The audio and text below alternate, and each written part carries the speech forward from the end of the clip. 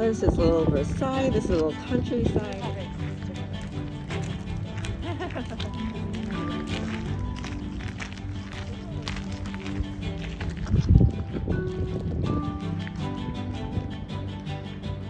Oh, I have to.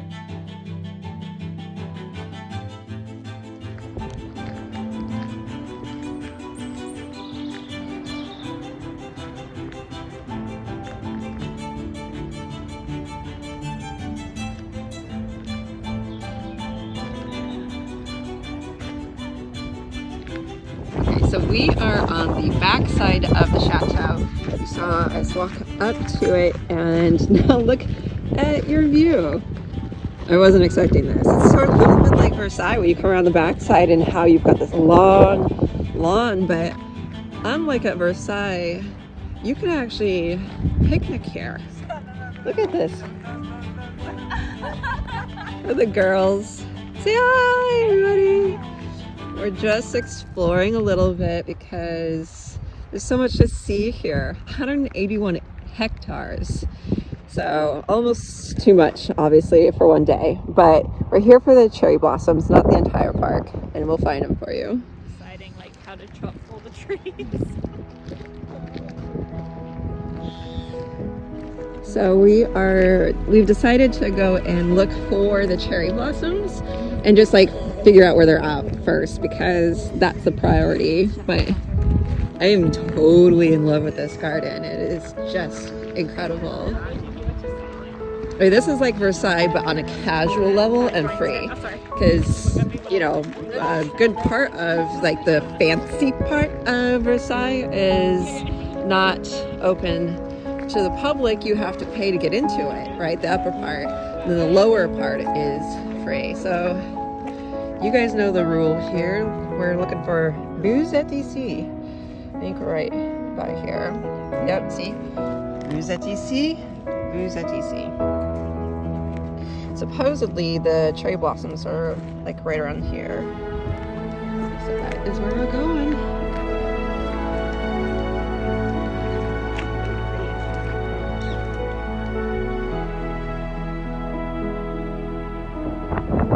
I like this. You've got an evolution of the park over 400 years. This is the beginning of the 18th century. Look how different that is. The end.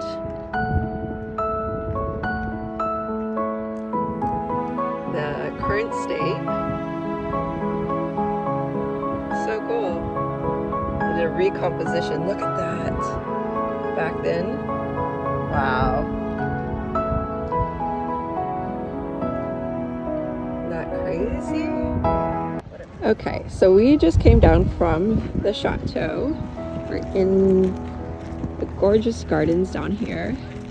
And there's Emily, Eliana, Janelle. And so there's this whole other canal like off the side. And supposedly the cherry blossoms are like around over here. So we were hoping to be able to scope them out from up here, this vantage point, but we can't. Look at, got people doing yoga. I just love that they allow you to use the grass here.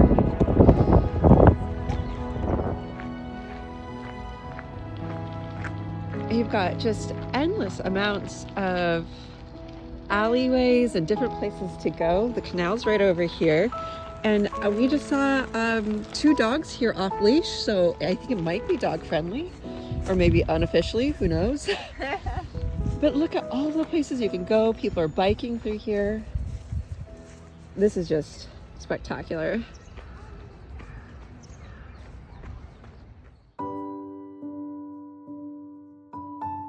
Okay, so you can see the canal is actually sparkling. There's benches to sit on, and we've got the ladies. We're just walking.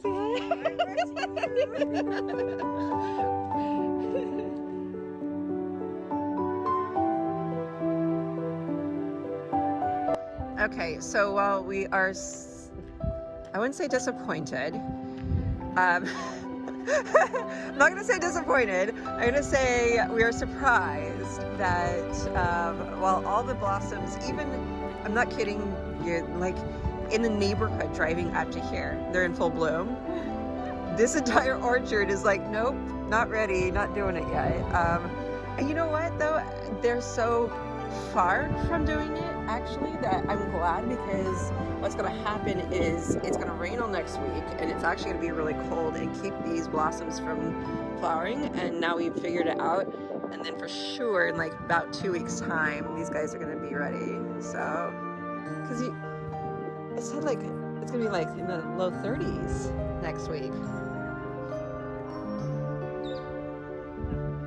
This is an entire orchard of cherry trees. Wow. Do you see them all? I mean, they just keep going.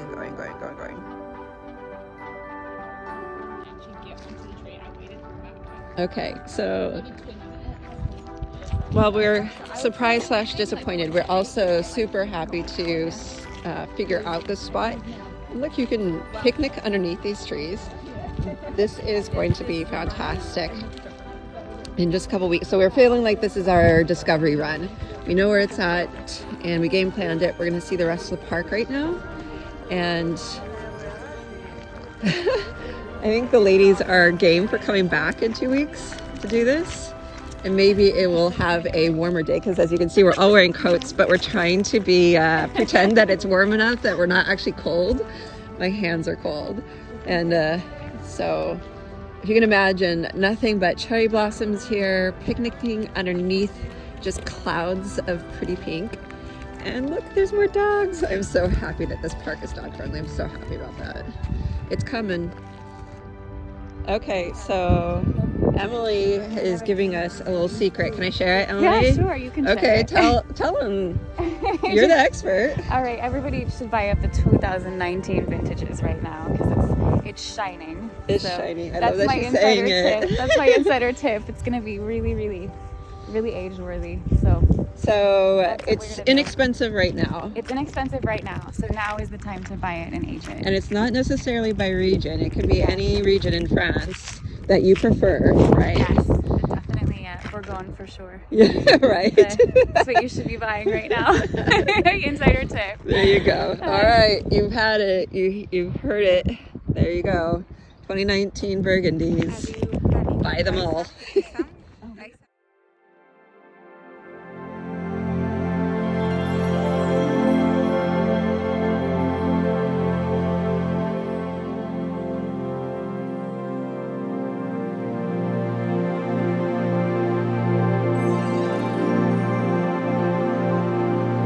Look at what the girls found for you. So happy. It's not the pink ones, it's an orchard of white. And they're actually not doing half bad. But it's so funny, this exact same tree in Paris right now is completely in full bloom. So I don't know if we've got a little microclimate out here or what's going on. Isn't that sweet? Can you hear the birds? There's the girls. I know, they're so sweet.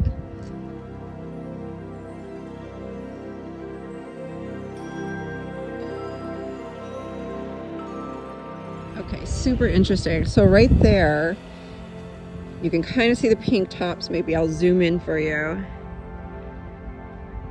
That is the pink cherry tree orchard. We kind of did this little loop around, but you can see it kind of connects and communicates to the white cherry blossom orchard, which I think is just so cool. I didn't realize that you had the two. I had always seen the pictures of the pink.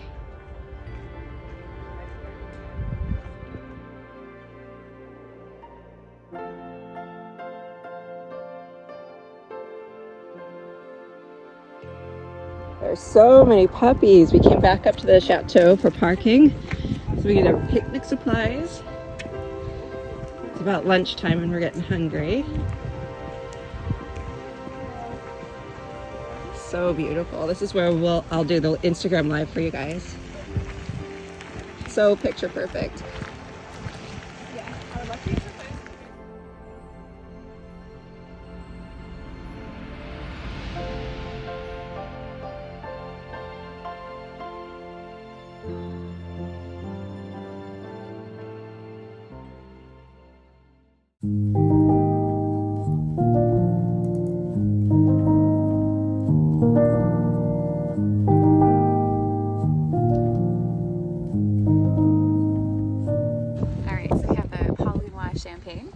This is a Blanc de Blanc. It's 100% Chardonnay. It's from Ground Cru, from La Minille, which is a village in the Champagne region.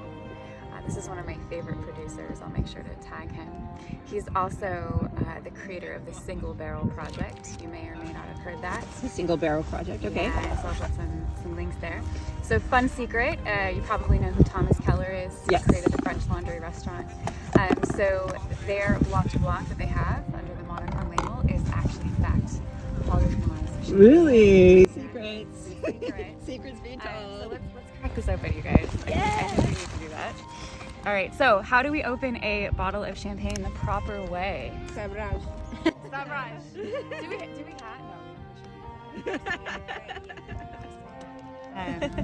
okay, so you're going to remove the foil like so. You always want to make sure that it's cold, because if it's too warm, and it might be, so we might have a show here today. So we're going to remove the foil, and you're going to expose the wire cage and the cork. And actually that's there for your protection, because there's more pressure inside a bottle of champagne than there is in a truck tire. So fais attention. Say that one more time for the listeners, in case they weren't paying attention. That's You're not paying attention. There is more pressure inside a bottle of champagne than there is in a truck tire. That's a lot of pressure. It's a lot of pressure. People have actually lost their lives. Do you remember the man in the iron mask? Yeah. You know what that is? Where that came from is champagne cellars, to protect from exploding bottles that you have in champagne cellars. So what I'm going to do is I'm going to twist this exactly 6 times. It's always 6 times on the bottle of a champagne. So 1, We're learning all the 2, things. 3, 4, 5, and 6. All right, so I'm keeping my hand over the top of the bottle. I'm going to use this little handy dandy towel here to make sure that I do not have any spillage, because again, it's a little bit warm. And I'm going to put my hand over the top of the cork, and I'm going to twist the bottle, not the cork. And by doing that, I can feel the pressure be released in my opposite hand, and I'm twisting the bottle, and then it's going to pop like so. There you have it. Wow. Halinois, everyone.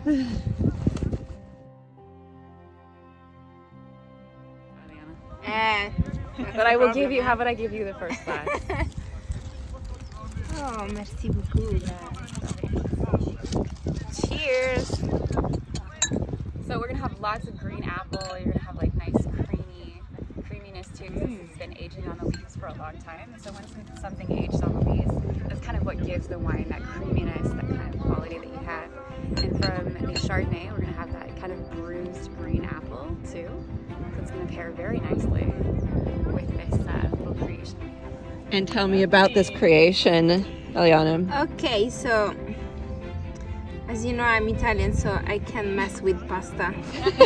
That's the one-day meal that has to be there. So I made this farfalle. It's like a pasta salad, so very easy. I bought this very nice asparagus yesterday at the market, some salmon, some Tajasque olives, and some basil, and so very quick pasta. So we're gonna enjoy that. All things that we got from the market yesterday. Figs, like sometimes we worry about a diet and then you eat half a fig and you're already over. So if you wanna treat yourself, you can eat figs.